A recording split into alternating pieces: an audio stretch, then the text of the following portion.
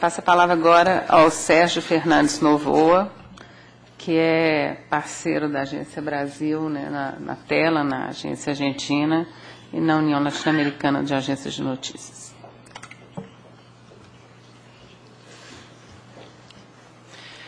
Bom dia a todas e todos. Muito obrigado para a EBC, no nome da Teresa Cruvineu. Eu também estou resfriado, então o chá. Muito obrigado, Guilherme Canel e Unesco. Bem-vindo ao seminário para trocas de ideias. Eu estou tentando com o portunhol, mas para a palestra não vai dar, así que vou falar em espanhol, pero queria al menos ter a gentileza de poder saludá-los em vuestra língua, que é um dos tantos temas que necessitamos saudar vocês, cumprimentar vocês no idioma de vocês, mas a palestra realmente vai ter que ser dada em espanhol. Eu acho realmente muito importante que a gente faça um esforço para colaborar com a integração de nossos povos. Entre o que me contaram que foi discutido ontem e o que eu ouvi hoje, eu vou tentar limitar a minha participação à América Latina, à nossa região, porque existem experiências muito interessantes em outros lugares do mundo, mas o nível de concentração da mídia em poucas mãos, como existe na América Latina, é algo que não acontece em nenhum outro lugar. Alguns estudos universitários feitos em vários dos nossos países mostram que na América Latina existe, em média, 4 grandes grupos de informação e comunicação que decidem perto de 82% das mensagens que circulam no nosso território. As Nações Unidas sugerem aos países que sempre que 8 grupos gerenciam 80% do fluxo de informação, a democracia está em jogo. Portanto, é necessário que nós tenhamos um olhar regional da informação. A primeira coisa que me ocorre nesse contexto é que os meios públicos, a mídia pública nessa realidade que eu descrevi, precisa tornar visível aquilo que a mídia comercial ocultou durante tantos anos. A mídia pública precisa visibilizar essa outra realidade cheia de jogadores sociais que, com mais frequência do que não, deixaram de aparecer nas grandes mídias.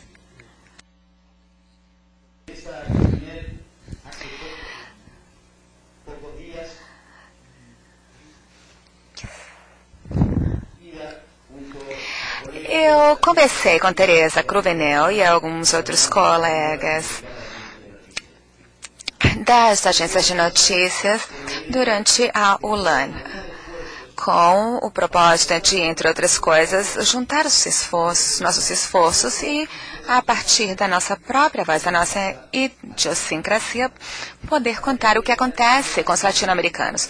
Para que os latino-americanos, além disso, não façam parte das notícias no contexto internacional somente quando acontece um golpe de Estado ou algum desastre, mas que a América Latina também se torne notícia devido à grande capacidade que a sociedade tem de produzir fatos e representações que têm um peso simbólico na área cultural, econômica, esportiva, entre tantas outras áreas.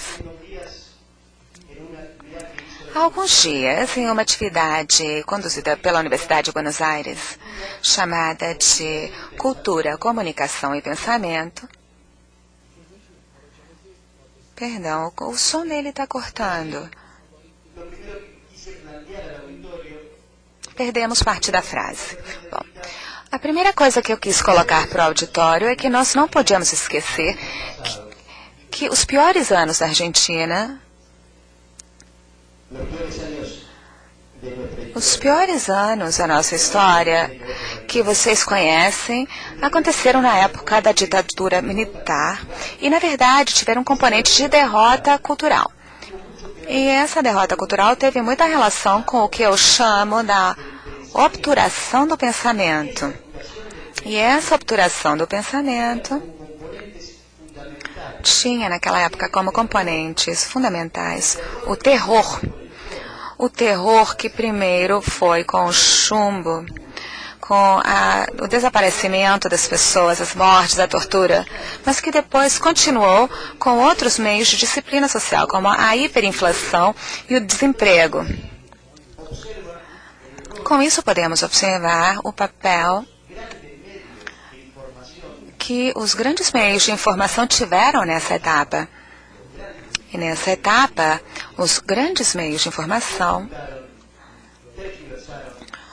ocultaram, traíram, mentiram para a sociedade quanto aos dois grandes flagelos que as afligiam.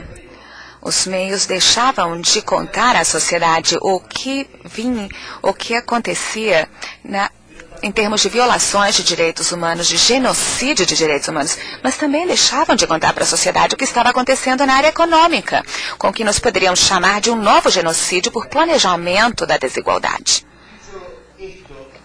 Dito isso, um patriota latino-americano cubano, José Martí, dizia que pensar é servir. E eu lembro de um debate que tivemos na Argentina há perto de 10 anos atrás, ou 12 talvez, quando Lula ainda não tinha se tornado presidente. E ele colocava a necessidade de unir pensamento, ação e ação ao pensamento, porque nenhuma dessas duas coisas funcionam de maneira separada. E qual é o principal cenário de debate de ideias hoje para a sociedade? Hoje, nós vivemos em uma sociedade que mediatizou o pensamento, que precisa da mídia para perceber as várias dimensões da realidade. Nesse contexto, quero dizer a vocês que na Argentina, há 2 anos atrás, sob muita polêmica e com muito debate e discussão, nós aprovamos uma lei de serviços de comunicação audiovisual, que, em princípio, tem 3 virtudes que eu quero apontar para vocês. Em primeiro lugar, colocou o foco em uma questão que a sociedade não discutia. Os meios de comunicação têm um efeito muito grande em tudo o que acontece a nós todos os dias, mas isso não era mencionado, porque os meios de comunicação na América Latina se encarregavam de que nós não analisássemos qual era o papel deles nisso tudo. Por outro lado, existe uma nova regulação. E agora vou falar a Toby Mendel algumas coisas de como a nova mídia pública nacional ficou estruturada depois dessa lei. Temos uma nova regulação que vai permitir uma maior pluralidade, maior democracia. Mas, além disso, para que nós tivéssemos essa lei, isso é o que foi dito há pouco tempo no México também, que o México vem discutindo uma lei semelhante, o Equador também.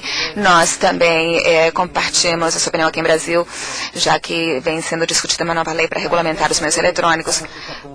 Mas para que exista uma lei dessas, é preciso que exista uma conjunção de pensamento e ação. E foi isso que aconteceu na Argentina, onde não só nós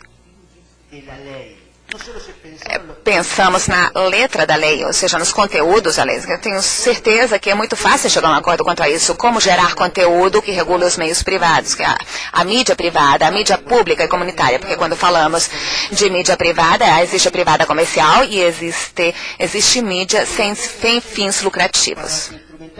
Mas como fazemos para estruturar na América Latina essas leis com tanto poder que adquiriram os grupos de comunicação? Eles não vão querer ceder tão facilmente tudo aquilo que eles têm. E com tudo isso que eles têm, é impossível falar de democracia, de pluralidade na comunicação em nossa região. Então temos que ter aqui o pensamento aliado à ação. O consenso da sociedade, todos os atores da sociedade que estão envolvidos na comunicação devem abraçar essa causa de uma comunicação cada vez mais plural e mais democrática. E isso foi o que ocorreu lá. se não tivéssemos uma sociedade civil organizada através dos trabalhadores da comunicação, das universidades, através dos governos provinciais, dos parlamentos, aquilo que chamávamos de coalizão por uma radiodifusão democrática, toda aquela vontade de uma presidente e de um governo, não teríamos feito isso. Mas, bom, a lei está lá, mas não quer dizer que na Argentina temos democracia, temos pluralidade. Eu gostaria de esclarecer isso, porque ainda falta muito e temos um mapa de mídia que existe, mas que é de alta concentração. Há um monopólio, você sabe que é o monopólio Clarim, que uma associação de jornalismo, de jornais do Brasil deu um prêmio a esse grupo Clarim por liberdade de imprensa. E esse tipo de monopólios são os que devem ser combatidos para que possa haver pluralidade e democracia. Eu gostaria de ter mais 2 minutos de tempo aqui para não deixar de apontar que muitas vezes há mudanças no mundo, ordens novas são estabelecidas, ordens para a informação e para a distribuição de conhecimento, o que Czesinski chamava de na era tecnotrônica, ou seja, ele falava que milhões de cidadãos no mundo desorganizados eram vítimas de planos de comunicação a serviço de uma nova estrutura de poder que manipulava as emoções, e o que Jacques Attali manipulava a partir do avanço das novas tecnologias, é mais fácil, menos caro e menos burocrático institucionalizar um governo democrático. Inácio Ramonet, que na Tirania da Comunicação falava que algo que deve ser algo da mídia pública, uma coisa que ele falava que com a globalização nós globalizamos a cultura, globalizamos a comunicação, globalizamos a economia. Porém, o que estamos fazendo nos países para nos organizarmos contra essa nova estrutura de poder que tem os grupos empresariais por cima dos estados? Muitas vezes nós nos organizamos internamente, sindicalmente, culturalmente, educativamente. Perdão, o som foi cortado.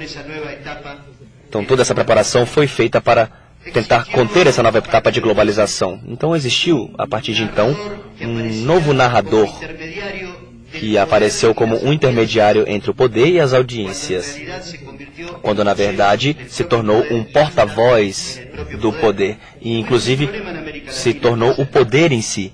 E na América Latina nós tivemos essa etapa, o que chamávamos de um novo complexo tecno-midiático que tratava de substituir aquele complexo militar e industrial. Os nossos políticos estavam tentando entender os fenômenos. E esse complexo técnico-midiático estava encarregado de formular as políticas. E por isso eu cito a América Latina, porque quando vemos a história dos nossos países, vamos ver semelhanças enormes. Vocês não vão ver todos lutando contra o colonialismo. E também na década de 70, todos fomos vítimas do Plano Condor e dos planos de Washington, e todos lutávamos contra o neoliberalismo. E algo que é muito inerente à comunicação. Enquanto tudo isso ocorria no mundo, na América Latina, nós não tínhamos, como nos Estados Unidos, como na Inglaterra, como em outros países. Perdão, o som está vindo cortado para a cabine. Não tínhamos barreiras regulatórias que impedissem a configuração dos monopólios, que impedissem a configuração de cadeias permanentes e todas essas questões que foram destruindo, naquela época de enormes fusões e compras, as possibilidades de produção de comunicação, tanto em nível nacional como regional. Então, por isso eu acho que o mais importante que essa nova etapa tem é que, sem dúvidas, na América Latina, temos governos com outras facetas, governos populares na maioria dos países, e essa etapa agora recupera a noção de que a política deve ser o principal construtor de novos sentidos. Já não é uma questão simplesmente de